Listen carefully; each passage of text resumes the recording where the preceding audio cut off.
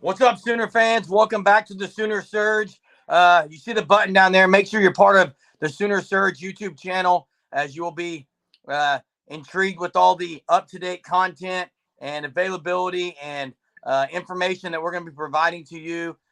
We are going to tonight cover the player availability media sessions that they had. Dylan Gabriel, Justin Harrington, Tyler Guyton, Ethan Downs, and who am I missing there? I think you named them all. Did you say Desan McCullough? Oh yeah, Deshaun McCullough. Yeah. So I know Hunter was available. Hunter was at the practice field for those. We've watched several of those interviews and some interesting things, guys, that came out of that leading into the first game, opening game week, Saturday, 11 o'clock, Arkansas State. So let's get into it, guys. Yeah, the guy who was available for the longest of about it was like 20, 30 minutes. It wasn't that long of an availability tonight, but Dylan Gabriel spoke for about 12 minutes to open up everything. But really, the guy that of the night that found the most interesting stuff was from Ethan Downs, talking a lot about the approach. I mean, a direct quote was, "We're treating every game like it's the Super Bowl. This is our Super Bowl this week, and then the next week it's our Super Bowl again." Just a game by game approach to the season. Obviously, the 6-7 season is still very much on the minds of the team, the defense especially. They know they got to be better. He talked a lot about the competitive depth on the defensive side of the ball, and he said within that depth, there's a lot of leaders this year compared to what there was last year. Last year, there was no depth, and then really there's only a few leaders, and the leaders that we did have were young, like sophomores, and Danny Stutzman, Ethan Downs, Billy Bowman. I guess you could throw a few other guys in there. Justin Broyles was a senior, but really a lot of the leadership last year on the defensive side of the ball came from the younger guys. Now they're upperclassmen. They've all been here for, I guess, 3 years each, right? I think they're all juniors, the big leaders, and then you have those seniors, the transfers in. So there's just a whole lot of competitive depth being talked about. Dylan Gabriel talked about it as well. Kind of, Jeff Lebby this morning said that there's going to be Gabriel's going to be able to play a little more free. There's depth in the quarterback room this year with Jackson Arnold. So Gabriel touched on that a bit. My biggest thing, though, was still Ethan Downs on the week-by-week approach. I thought that was very interesting on how they're doing that. I'm not shocked by that. I mean, we all know the staff very well. That sounds like something that you would expect to happen at Oklahoma under Brent Venables, as you can't take any game, can't overlook any game at all. And I mean, they know it's Arkansas State this year. They know that's not that good of a football team, but you still got to go win the week. You got to win. You need to win big, but a win is a win. So very interesting approaches there. And then Ethan also, something that really caught my ear was that his life after football plan is to go into coaching.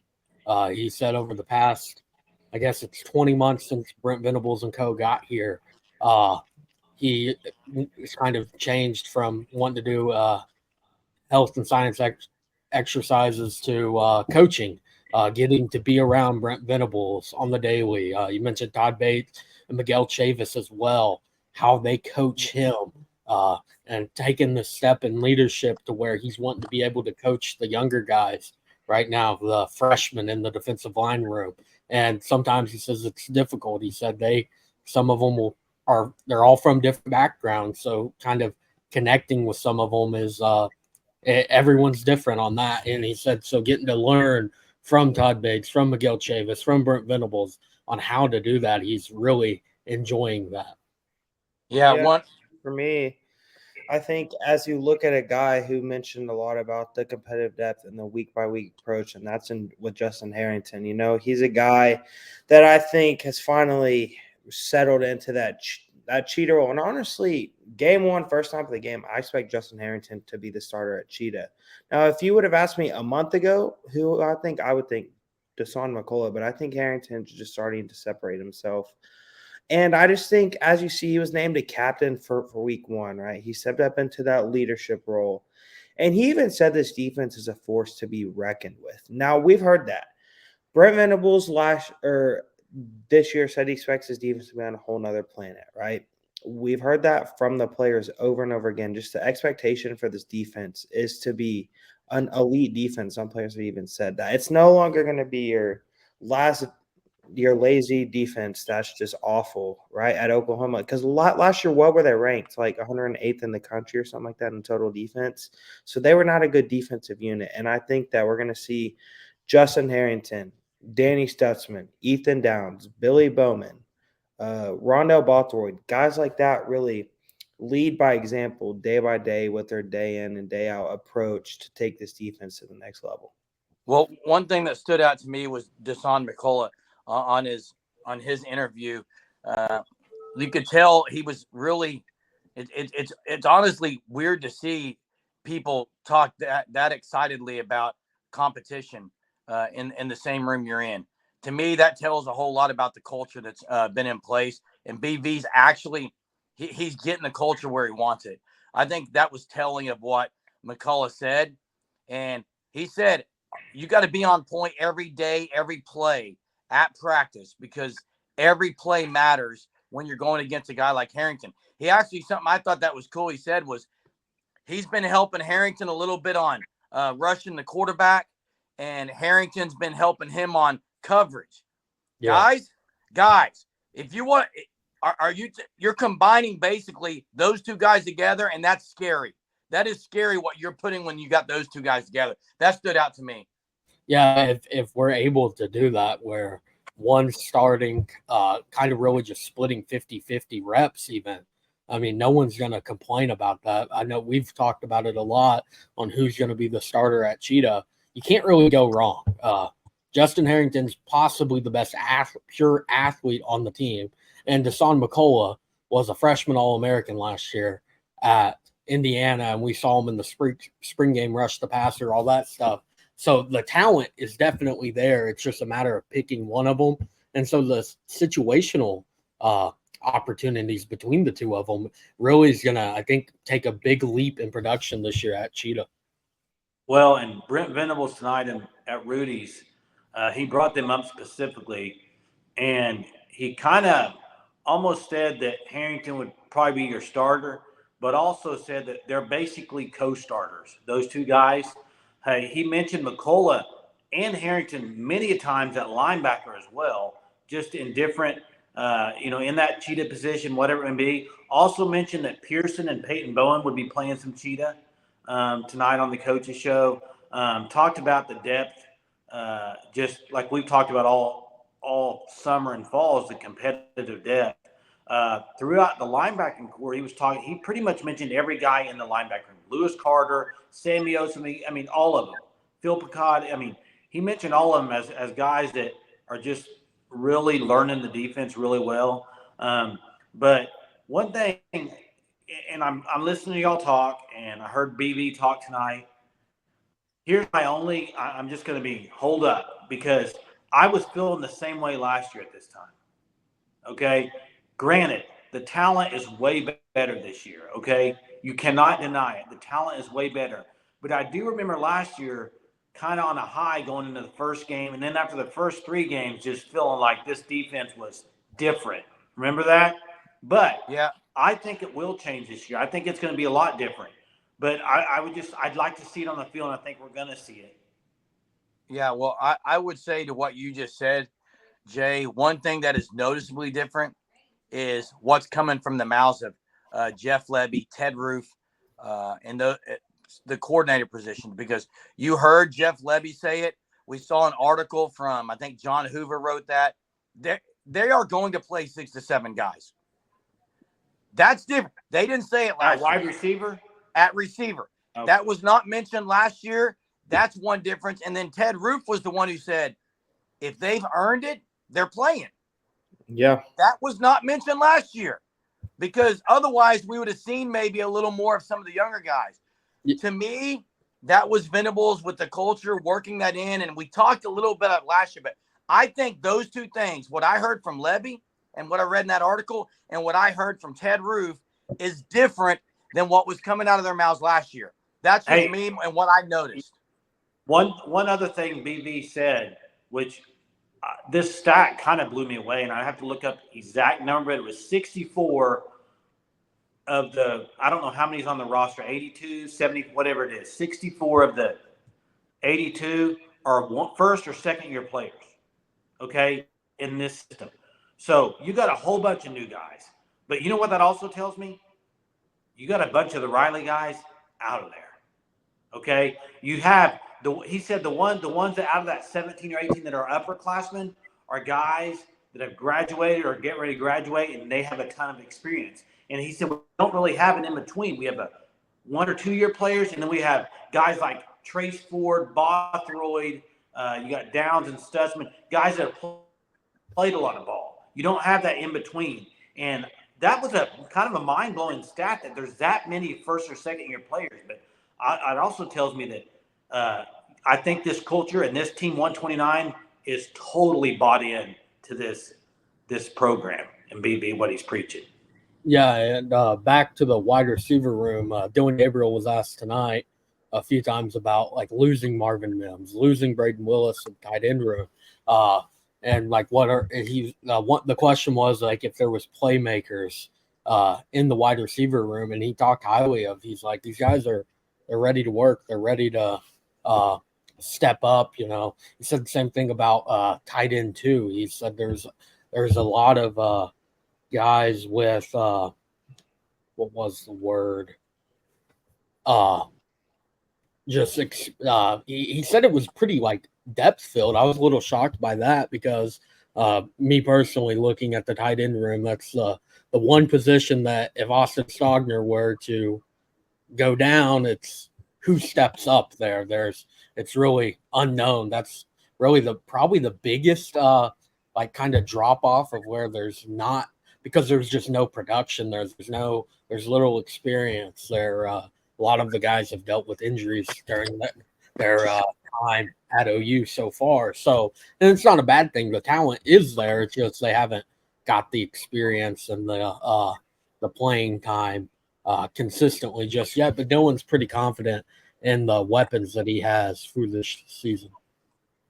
Yeah, and for me, whenever I look at this offense and defense, you know, I expect to see a lot more guys ran in and out through the first 3 games. I would not be shocked if we see at least 5 guys at each position. And what I mean by that is like starters, like 5 more guys that could be second or third strings on the depth chart.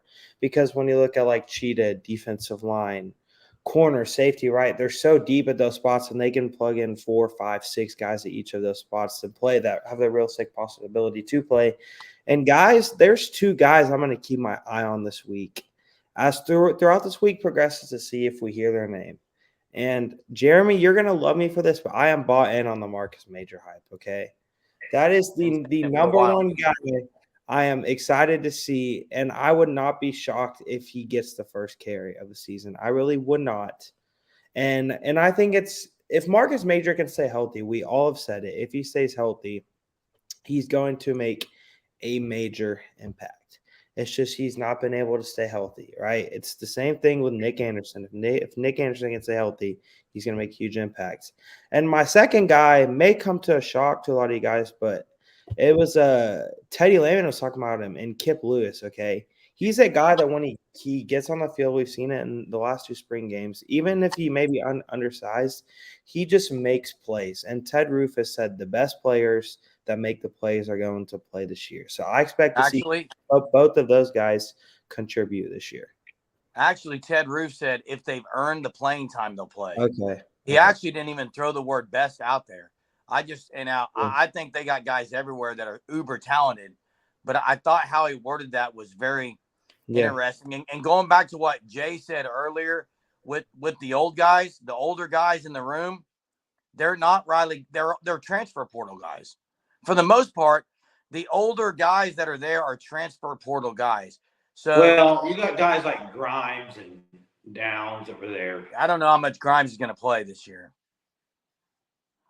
The Grimes and the Striplings of the world, I'm not sure they're going to get a lot of run. We'll see. I know Grimes is going to be spelling some people a little bit, but hey, one thing also that BV said, and you mentioned Major, he did mention this. This was kind of interesting on the coaches show tonight. He said they're going to hold somebody out. He didn't say a name on the running back room, but he mentioned that they're probably going to hold somebody out for hamstring issues. So take that with what you will. But he did talk about the depth there. Also, this one, he said the punter is not figured out yet. Basically, they're going to use the first few games to figure out who the punter is going to be, it sounds like. And also, one more thing. He talked about punt returners and kick returners. Billy Bowman was mentioned. And also, he said Will Farouk is going to be on that unit, kick and punt, probably. And also, on punters, Drake Stoops and Gavin Freeman as well. He mentioned, and L. Bunkley Shelton. He mentioned all those guys as possible return men. Hopefully on the punting side of things, they can, not use any game time to figure that out. Hopefully we're not punting over the next 3 to 5 weeks. And so they'll have to use the 5 days of practices over that time span to get it figured out. That's the goal, at least, to not have to punt the football at all. That'd be great. Yeah. Hey, I know you were right next to Ethan Downs and all these guys tonight. And I said it a few weeks ago, Ethan Downs looks totally different. And Hunter, you'll be able to vouch for that, I'm sure, here in a second. And the other guy that if you just watch tape, guys, and there hasn't been a lot of talk of him, but Jalil Farouk is a rock. Okay, that guy, he got a lot stronger too. Now, I'm sure they all did across the board, but there are noticeable differences, I think, in Jalil Farouk and for sure Ethan Downs. The guy is not even close to what he was. Yeah, Ethan Downs last year really was like, okay, wow, this guy's gotten a lot bigger when he did that interview with RJ Young.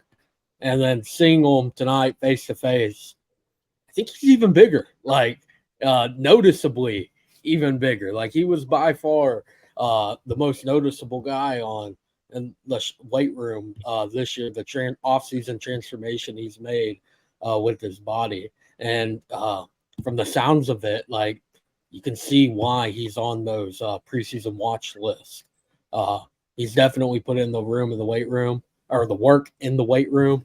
And he's the leader of this defensive line unit. So I really expect him to kind of live up to that preseason all Big 12. Was it second team hype or whatever it was? Then he was on a few other watch lists. So I can see him making a run at maybe some of the most awards. Hey, one last thing I'll say is I think, Jackson, you mentioned two guys that you thought were going to be kind of have, breakout or whatever, people to watch. If I'm an OU fan and just an OU fan that's watching the game, I think there's going to be two things that you see from this defense this year that is going to kind of be eye-opening. And I think it's the speed. I think, number one, the speed of this defense is totally different than last year. They know the defense. They're not cautious of where they're supposed to be. They know it, which is going to lead to a more attacking defense, especially in the run game.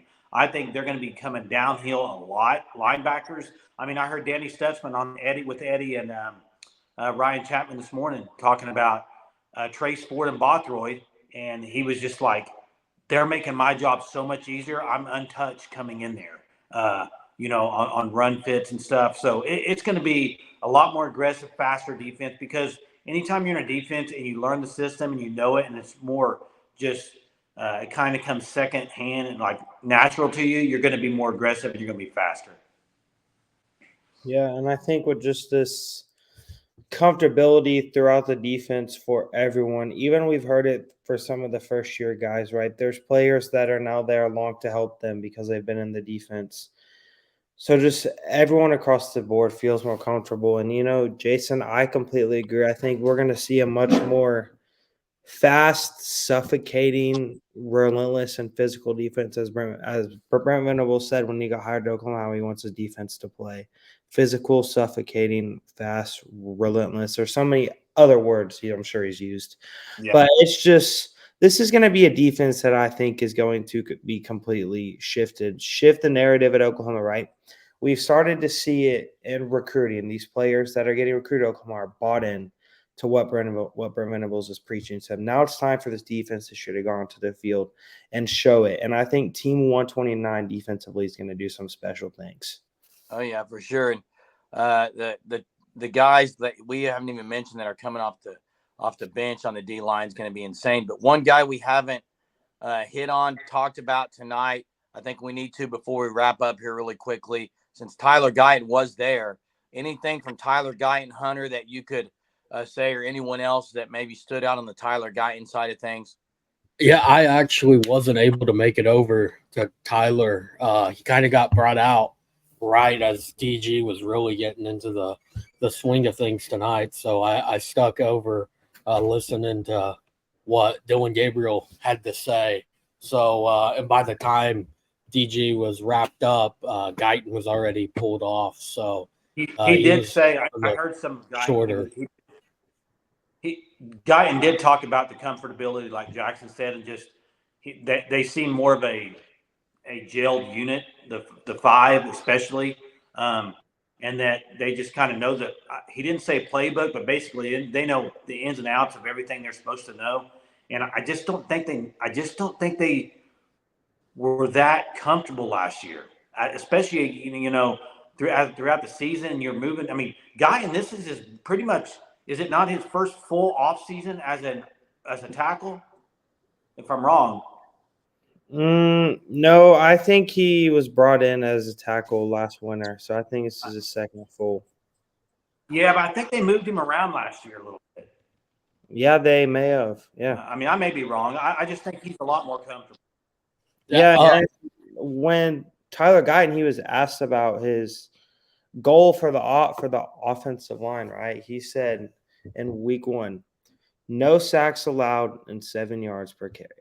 We've heard it. This is an offensive line really last year that was not bad. I mean, they were probably a top 20 unit overall in the country. They led the Big 12 in yards per carry as a unit last year. So obviously the offensive line was doing some things well. But you just talk about the added nastiness of the offensive line, the added physicality, the added Schmitty builtness that they have in them, right?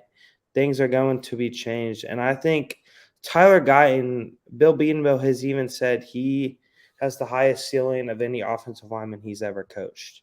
And he's coached guys like Trent Williams and Lane Johnson, 2 of the best in the NFL. So obviously Bill Bedenbaugh sees it in him. And I think Tyler Guyton, knowing just what this offensive line can become. What, Jeremy? I don't think Bedenbaugh coached Lane Johnson. Or Trent Williams. Lane. I think he was what? I think he was here for Lane's last year. Was he? Or maybe that's Lane that's why I was shaking my head. I don't know if he coached Lane. But yeah, I don't know for sure. It's been right at the end. Yeah. Okay, but my point is just that you know the greatness that Bill Bedenbaugh sees in Tyler Guyton, guys. He has it. He has a chance to get there. And this offensive line, I think we all have said it. We all are super high on what this offensive line can do. And if they do not dominate up front versus Arkansas State, then there could maybe be not some concern about the offensive line, but maybe be like, okay, maybe the hype just needs to be slowed down a little bit because they aren't gelled all the way. Yeah, there's another offensive lineman to talk about tonight. He wasn't at the post-practice media availability, but McCade Matoyer, named week 1 captain. Really? That was, of all the offensive linemen it could have been, I wouldn't have picked him per se off the bat. But when Brent Venables just drops you for no reason in the season opening press conference, just randomly says how much better he's gotten unprompted, that means something. So, and then joining him is Billy Bowman, Justin Harrington, Drake Stoops, and Danny Stutzman as your 5 captains for week 1. So I would think it's going to be the same as last year. It kind of changes week by week, and then the end of the season they set their captains. But a few of the guys on that list you could see being captains weekly, and Billy Bowman, Danny Stutzman, Drake Stoops. Yeah, for sure. I think those guys will be it again if not every week, at least a couple more times. But you're right, guys. I mean, it's exciting with the depth and with everything, hearing from the players this week. It's good to have someone there to relay some of those interviews with us, as Hunter was there. Appreciate that. And you guys also with the information. We will be having an Arkansas State radio announcer that's going to be joining us tomorrow. So make sure you guys are subscribed to the channel, be a part of what's going on, because it's game week in Oklahoma, and we're going to be providing content. I will say before we get off here that it isn't the Brent Venables we all know and love seems to be back.